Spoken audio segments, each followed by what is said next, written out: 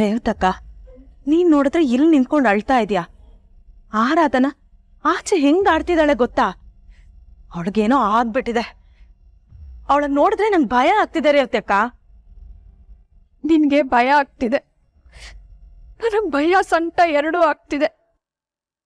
ಅವಳು ಯಾವತ್ತೂ ಹೀಗ್ ನಡ್ಕೊಂಡವಳಲ್ಲ.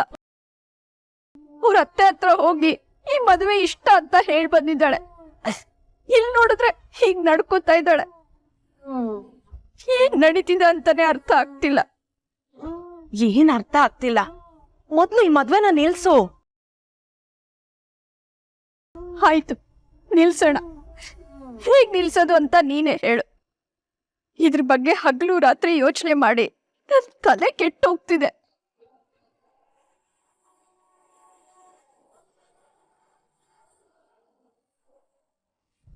ಇಲ್ಲೆಲ್ಲೋ ಇಟ್ಟಿದ್ದೆ, ಹೇಗ್ ಮಿಸ್ ಆಯ್ತು?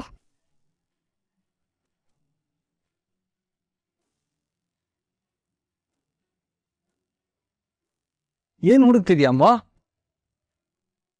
Pen drive Sandy. ನೆನ್ನೆ ಮೂರ್ತಿ ಅಂಕಲ್ ಎವಿಡೆನ್ಸ್ ಇದೆ ಅಂತ ಗಂಟು ಬಿದ್ದಿದ್ರಲ್ಲ, ಆ ಒಂದೇ ಪೆನ್ ಡ್ರೈವ್ ಮಿಸ್ ಆಗಿದೆ. ನಿನ್ನೆ ಸಿಕ್ಕಾಕೊಂಡೇ ಬಿಟ್ಟೆ ಅನ್ಕೊಂಡಿದ್ದೆ, ಆದ್ರೆ ಒಂದ್ ಪೆನ್ ಡ್ರೈವೇ ಮಿಸ್ ಆಗಿತ್ತು. ನಿನ್ನೆ ಒಳ್ಳೇದಾಯ್ತು ಅನ್ಕೊಂಡೆ, ಆದ್ರೆ ಇವತ್ತು ಸಿಕ್ತಿಲ್ಲ. ಈಗೇನ್ ಅನ್ಕೋಬೇಕು ಗೊತ್ತಾಗ್ತಿಲ್ಲ. ಯಾರಾದ್ರೂ ತಗೊಂಡಿರ್ತಾರ? ರೂಮಲ್ಲಿರೋ ಪೆನ್ ಡ್ರೈವ್ ಎಲ್ಲಿಗೆ ಹೋಗುತ್ತೆ? ಅದಕ್ಕೇನು ಕಾಲಿದ್ಯಾ ನಡ್ಕೊಂಡು ಹೋಗೋದಿಕ್ಕೆ? ಏನ್ ತಮಾಷೆನಾ? ತಮಾಷೆ ಅಲ್ಲ ಅಮ್ಮೋ, ನೆನ್ನೆ ಮೂರ್ತಿ ರೂಮಲ್ಲೇ ಓಡಾಡ್ತಿದ್ರು. ವಾಟ್? ಮೂರ್ತಿ ಅಂಕಲ್ ರೂಮಲ್ಲಿ ಓಡಾಡ್ತಿದ್ರ? ಹೌದೇ? ಹಾಗಿದ್ರೆ ಅವರೇ ತಗೊಂಡಿರ್ಬೇಕು. ಒಂದ್ ನಿಮಿಷ.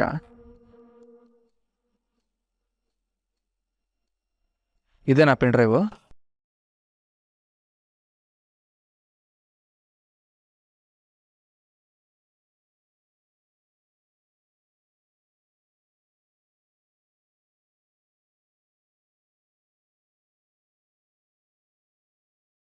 ಇನ್ನೊಂದ್ಸತಿ ಇಂಥ ಪ್ರ್ಯಾಂಕ್ ಎಲ್ಲ ನನ್ನ ಹತ್ರ ಇಟ್ಕೋಬೇಡ. ಏನು ಚಮಕ್ ಕೊಟ್ಟು ತಮಾಷೆ ನೋಡ್ತಿದ್ಯಾ? ವಾಟ್ ಈಸ್ ದಿಸ್ ಅಮ್ಮೋ? ನಿನ್ಸಿನ್ ಸೇವ್ ಮಾಡಿದೆ, ಪೆನ್ ಡ್ರೈವ್ನ ಸೇವ್ ಮಾಡಿದೆ. ಸೇವ್ ಮಾಡಿದಕ್ಕೆ ಏಡ್ ತಿಂತಿರೋದು ಇದೇ ಫಸ್ಟ್ ಟೈಮ್ ನಾನು. ಮೊದ್ಲೇ ಹೇಳ್ಬೋದಿತ್ತಲ್ಲ. ಸುಮ್ಮನೆ ಅನ್ನೆಸೆಸರಿಯಾಗಿ ಟೆನ್ಷನ್ ಆದೆ. ಪ್ಲೀಸ್, ಸೀರಿಯಸ್ ವಿಷಯದಲ್ಲಿ ನನಗೆ ಈ ಥರ ತಮಾಷೆ ಮಾಡೋದು ಚೂರು ಇಷ್ಟ ಆಗಲ್ಲ. ನಾವು ಹಗ್ಗದ ಮೇಲಲ್ಲ, ದಾರದ ಮೇಲೆ ನಡೀತಿದ್ದೀವಿ. ಈಗ್ಲೂ ಆಗ್ಲೂ ಹರಿದೋಗತ್ತೆ ಅನ್ನೋ ಥರ ನನಗನ್ನಿಸ್ತಿರತ್ತೆ. ಅದರ ಮಧ್ಯೆ ನೀನ್ ಬೇರೆ ಬ್ಲೇಡ್ ತಗೊಂಡು ದಾರ ಕಟ್ ಮಾಡ್ಬಿಡ್ತೀನಿ ಅಂದ್ರೆ ಹೇಗಿರುತ್ತೆ ಹೇಳು? Cool down ಅಮ್ಮೋ. ಮೂರ್ತಿ ಮೇಲೆ ನನಗೆ ಯಾವಾಗ್ಲೂ ಡೌಟ್ ಇತ್ತು. ಅದಕ್ಕೆ ಈ ಪೆನ್ ಡ್ರೈವ್ನ ಸೇಫ್ ಆಗಿ ಎತ್ತಿಟ್ಟೆ. ಅದು ಇವಾಗ ಹೆಲ್ಪಿಗೆ ಬಂತು.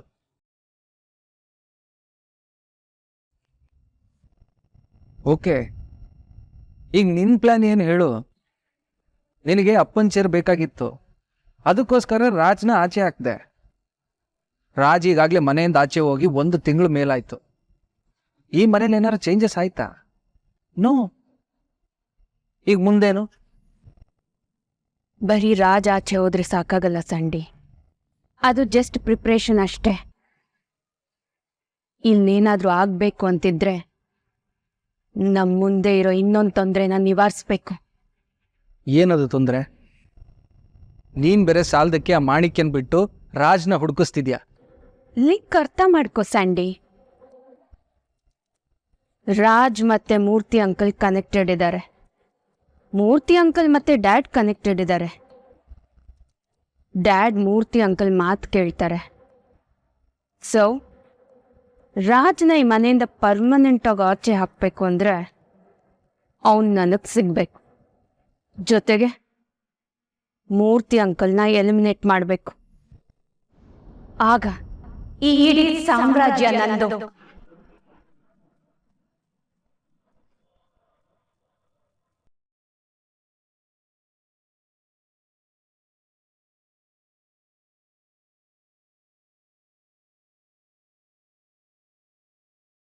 ಚಂದ್ರಣ್ಣ, ನಿಮ್ಗ ಮೂಟೆ ಒಂದು ತಂದ್ಕೊಡ್ತೀನಿ ರೀ.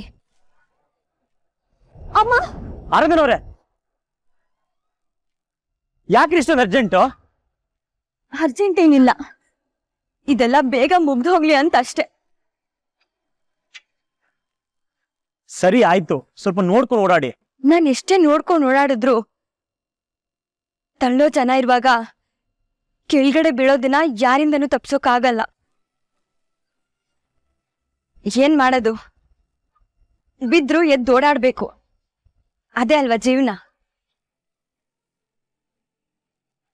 ನೋಡಿ, ನೀವ್ ಮದ್ವೆ ಮಾಡಿಸ್ತಿರೋದಕ್ಕೆ ದುಡ್ಡಿನ ಜೊತೆಗೆ ಈ ತರ ಬಿಟ್ಟಿ ಫಿಲಾಸಫಿನೂ ಸಿಕ್ತಿರುತ್ತೆ. ಅದೇ ತಗೊಂಡ್ರೆ ಇದು ಫ್ರೀ. ರಾಜಲಕ್ಷ್ಮಿ, ನೀನೇನು ಬೇಜಾರಾಗ್ಬೇಡಪ್ಪ. ನನ್ನ ಮಗಳಿಗೆ ಅಹಂಕಾರ. ನಾನೇನೋ ನನ್ನ ಮಗಳು ಅಂತ ಇಷ್ಟು ದಿನ ಸಹಿಸ್ಕೊಂಡು ಬಂದಿದ್ದೀನಿ. ಪ್ರೀತಿಯಿಂದ ನನ್ನ ಕರ್ತವ್ಯ ನಾನು ಮಾಡ್ತಾ ಇದ್ದೀನಿ. ಮದುವೆಗೋಸ್ಕರ ಇಷ್ಟೆಲ್ಲ ಖರ್ಚು ಮಾಡ್ತಾ ಇದ್ದೀನಿ. ಯಾರಿಗೆ ಕೃತಜ್ಞತೆ ಇಲ್ಲದೆ ಇದ್ರು ಅಪ್ಪ ಅನ್ನಿಸ್ಕೊಂಡು ನನ್ನ ಕೆಲಸ ಮಾಡಬೇಕಲ್ಲ ರಾಜಲಕ್ಷ್ಮಿ.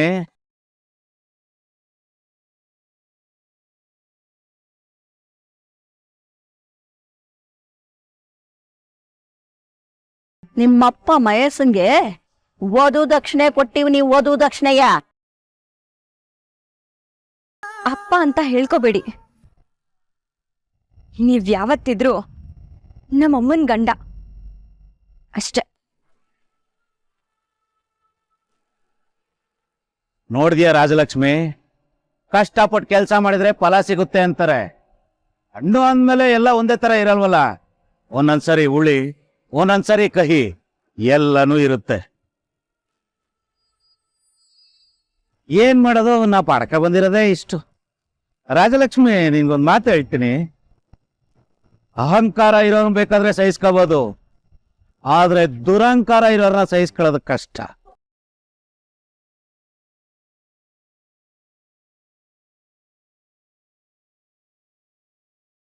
ಆರಾಧ್ನಾ, ಕಾಲಿಗೆ ಏಟ್ ಮಾಡ್ಕೊಂಡು ಹಾಗೆ ನಿಂತಿದ್ಯಲೆ, ತಗೋ ಇದನ್ ಕಟ್ಕೋ. ಇದೆಲ್ಲ ಯಾಕಮ್ಮ? ಇಲ್ಲಿ ಒಂದು ಹೊರೆ ಕೆಲ್ಸ ಇದೆ. ಪಾಪ ರಾಜ್ ಅವ್ರು ಎಲ್ಲ ನೋಡ್ಕೋಬೇಕು, ಅವ್ರಿಗೆ ಕಷ್ಟ ಆಗುತ್ತೆ.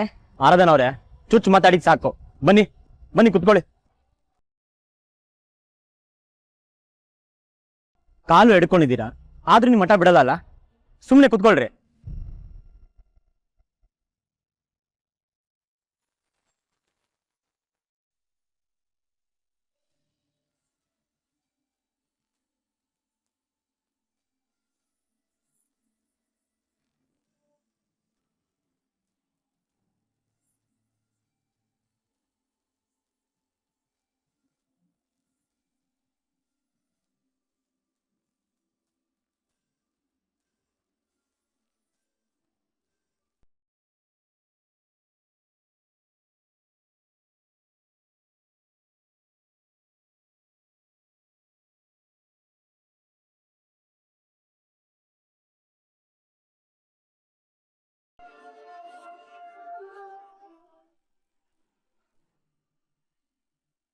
ಇದ್ಯಾವ್ದೋ ಚಿಕ್ಕ ನೋವು ನಿಮಗ್ ಕಾಣಿಸ್ತಿದೆ ಅಲ್ವಾ?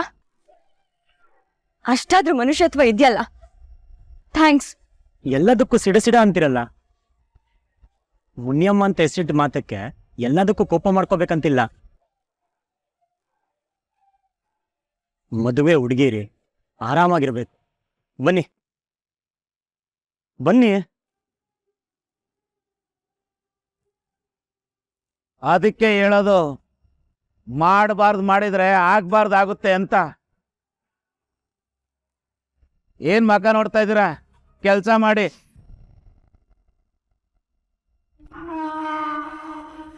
ಕೆಂಪಮ್ಮನವ್ರೆ, ಬಾಯಿ ಮುಚ್ಕೊಳ್ಳಿ, ನೊಣ ಹೋಗ್ಬಿಟ್ಟದು.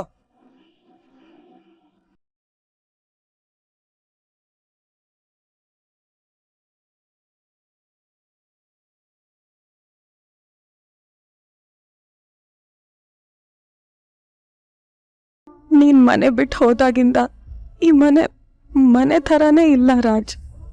ಬರೀ ಅಶಾಂತಿ, ಅನುಮಾನ, ಮುಂದೆ ಏನಾಗುತ್ತೋ ಅನ್ನೋ ಭಯ. ಅದೆಲ್ಲದಕ್ಕಿಂತ ನೀನ್ ಹೇಗಿದ್ಯೋ ಅನ್ನೋ ಚಿಂತೆ.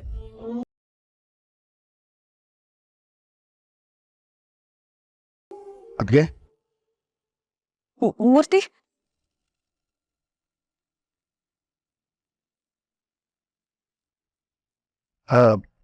ಏನೋ ಬರಕ್ಕೆ ಹೇಳಿದ್ರಿ?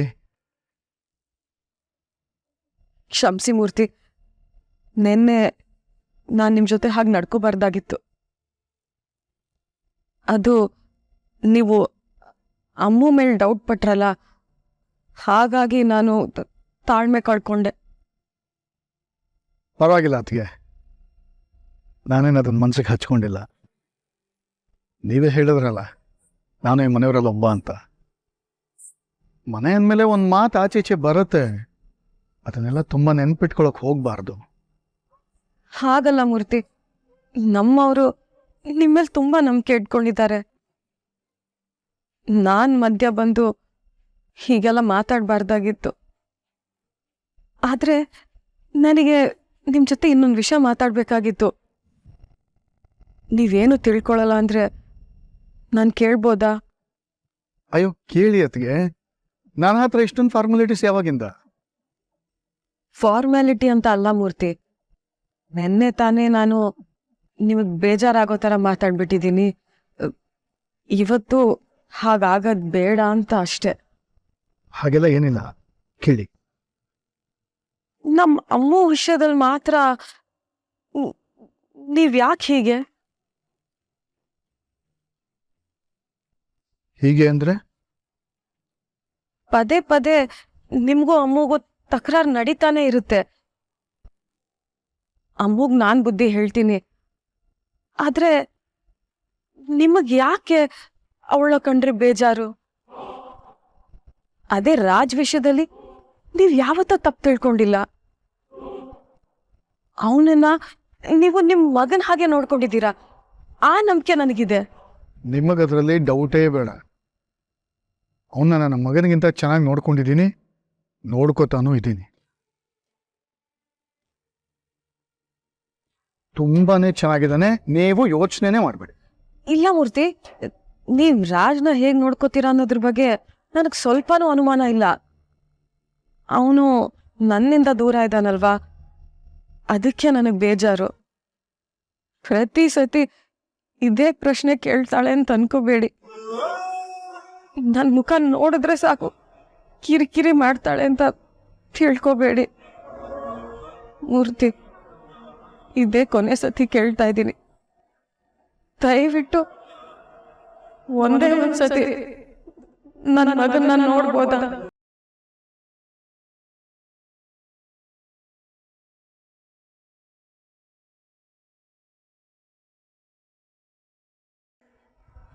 ಇವ್ರಿಗೆ ನಾನು ಏನು ಹೇಳಲ್ಲ, ಒಂದೇ ಒಂದ್ಸತಿ ನನ್ನ ಮಗನ್ನ ಕರ್ಸಿ ಮೂರ್ತಿ. ಇಲ್ಲ, ನೀವು ಹೀಗೆ ಕೇಳ್ತೀರ ಅಂತ ಬೇಜಾರೇನಿಲ್ಲ. ಎಷ್ಟಂದ್ರೂ ಸುಶಾಂತ್ ಅಮ್ಮ ನೀವು, ನಿಮಗೆ ಕೇಳೋ ಹಕ್ಕು ಖಂಡಿತ ಇದೆ. ಅದೇ ಥರ ಅವನ್ನ ಎಲ್ಲರ ಕಣ್ಣುಗಳಿಂದ ಕಾಪಾಡೋ ಕರ್ತವ್ಯನೂ ನನ್ನ ಮೇಲಿದೆ.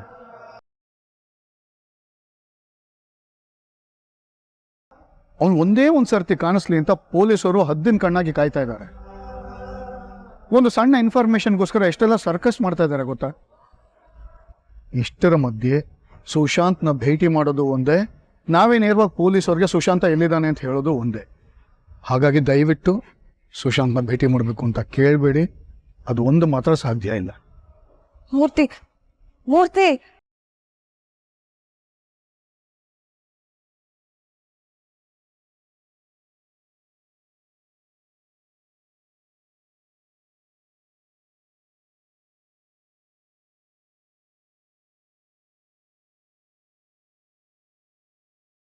ಅಪ್ಪ ಒಂದೇ ಒಂದ್ ಮಾತು ಹೇಳಿರೋದು, ಅಷ್ಟಕ್ಕೆ ಅಮ್ಮ ಇಷ್ಟು ಈಸಿಯಾಗಿ ಬದಲಾಗ್ಬಿಟ್ರಾ?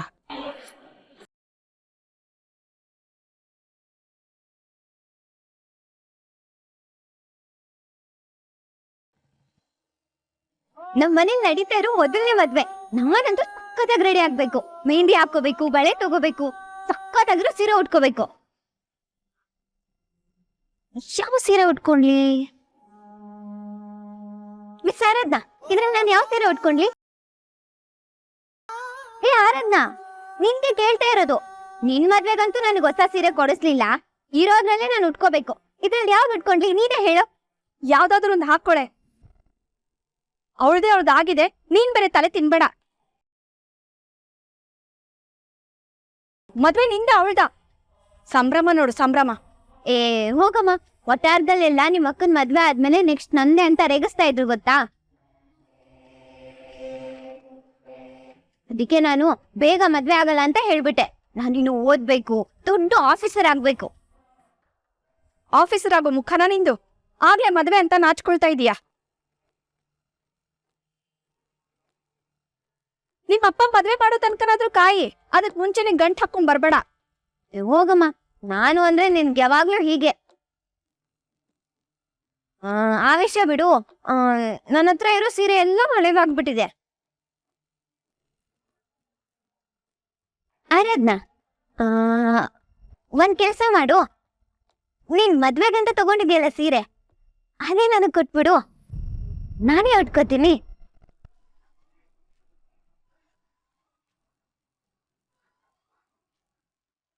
ಏನ್ ಮಾತು ಅಂತ ಆಡ್ತಿದೀಯೇ? ಅವಳು ಮದ್ವೆಗಂತ ತಂದಿರೋ ಸೀರೆನ ನೀನ್ ಉಟ್ಕೊಳ್ತೀಯಾ? ಯಾಕೆ? ನೀನೇ ಅವಳ ಜಾಗದಲ್ಲಿ ಕುತ್ಕೊಂಡ್ಬಿಡು.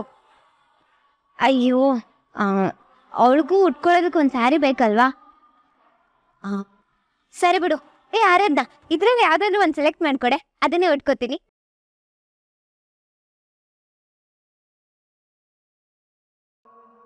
ಇದನ್ನೇ ಹಾಕು. ವಾವ್, ಸೂಪರ್ ಕಣೆ ಆರಾಧ್ನ. ಆಕ್ಚುಲಿ ನಾನು ಇದೇ ಸೀರೆ ಹಾಕೋಣ ಅಂತ ಅನ್ಕೊಂಡಿದ್ದೆ. ನಿನ್ಗೂ ಟೇಸ್ಟ್ ಇದೆ ಕಣೆ, ಪರವಾಗಿಲ್ಲ. ನೀನು ನನ್ನ ಜನರೇಷನ್ಗೆ ಮ್ಯಾಚ್ ಆಗ್ತಿದ್ಯಾ. ಆಂಟಿ ಆಂಟಿ,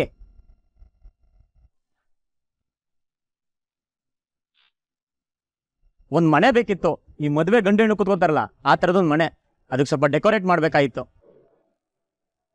ಏನ್ರಿ ಮದ್ವೆ ಕಾಂಟ್ರಾಕ್ಟರ್, ಸಿಂಪಲ್ ಮದ್ವೆ ಅಂತೆಲ್ಲ ಹೇಳ್ತಿದ್ದೀರಾ? ಖರ್ಚಾಗತ್ತೆ ಅಂತ ಮದು ಮಗಳಿಗೆ ಮೆಹಂದಿ ಇಲ್ದಂಗ್ ಮಾಡ್ಬೇಡಿ ಆಯ್ತಾ? ಡೋಂಟ್ ವರಿ, ಎಲ್ಲ ಶಾಸ್ತ್ರ ಇದ್ದೇ ಇರುತ್ತೆ. ಇರಲೇಬೇಕು ಅಂತ ಗ್ರೂಮ್ ಅಮ್ಮನ ಕಡೆಯಿಂದ ಆರ್ಡರ್ ಆಗಿದೆ. ಎಲ್ಲ ಶಾಸ್ತ್ರ ಇರುತ್ತೆ, ಆದ್ರೆ ಸಿಂಪಲ್ ಆಗಿರುತ್ತೆ. ಮದುವೆ ಅಂದ್ರೆ ಮದುವೆ. This will be A typical traditional marriage. ಏನ್ರಿ ಆರಾಧನಾ ಮೇಡಮ್, ಓಕೆನಾ? ಇವಾಗ ಈ ಮುನಿಯಮ್ಮ ಏನಾದ್ರೂ ಅಂತಾರೆ. ಸುಮ್ನೆ ಹೋಗಕ್ ಏನ್ರಿ ತಗೋತೀರಾ? ನನ್ ತಲೆ ತಿನ್ನೋದಕ್ ತಗೊಂಡಿದಿರಲ್ಲ ಕಾಂಟ್ರಾಕ್ಟು, ಅದಕ್ಕೆ ಎಷ್ಟು ಪೇ ಮಾಡ್ತಾರೆ? ಹೇಗೆ ನಡೀತದೆ ಮದುವೆ ತಯಾರಿ?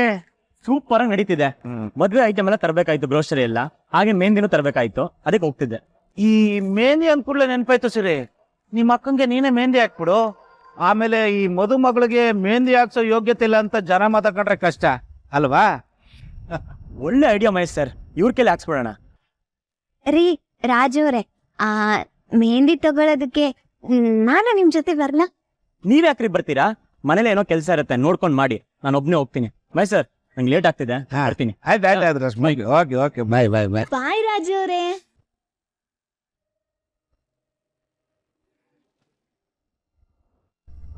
ನಾನೊಬ್ಬ ತಾಯಾಗಿ ಕೇಳ್ಕೊಳ್ಳೋದ್ರಲ್ಲಿ ತಪ್ಪೇನೂ ಇಲ್ಲ ಅಂತ ಮೂರ್ತಿ ಹೇಳ್ತಾರೆ.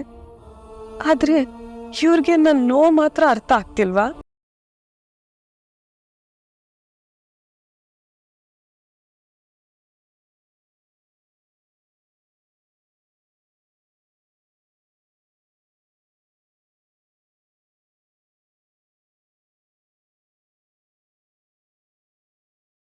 ಅಮ್ಮ, ಅಪ್ಪ ತಲೆ ಮೇಲೆ ಕೂಡ್ಸ್ಕೊಂಡಿದ್ದಾರೆ ಅಂತ ನೀನು ಹೀಗಾಡ್ತಿರೋದು ನಂಗೊಂಚೂರು ಇಷ್ಟ ಆಗ್ತಿಲ್ಲ. ನೋಡೋದ್ಯಾ ಮೂರ್ತಿ ಅಂಕಲ್ನ? ನೀನೆಷ್ಟೇ ಕೇಳ್ಕೊಂಡ್ರು ಏನೋ ಹೇಳ್ದೆ ಹೋಗ್ತಿದ್ದಾರೆ. ತಾಯಿಯಾಗಿ ಇಷ್ಟೊಂದು ಕೇಳ್ಕೋಬೇಕಾ? ಅಪ್ಪನ ಹತ್ರ ಕೇಳ್ಕೊಂಡ್ರು ಒಂದ್ ಅರ್ಥ ಇದೆ. ಈ ಮೂರ್ತಿ ಅಂಕಲ್ ಯಾರು? ಎಲ್ಲದಕ್ಕೂ ಮೂಗ್ ತೋರಿಸ್ತಾರೆ. ಡ್ಯೂಟಿ ಬಗ್ಗೆ ಹೆಮ್ಮೆ ಇರ್ಬೇಕಮ್ಮ, ಕೊಬ್ಬಿರ್ಬಾರ್ದು.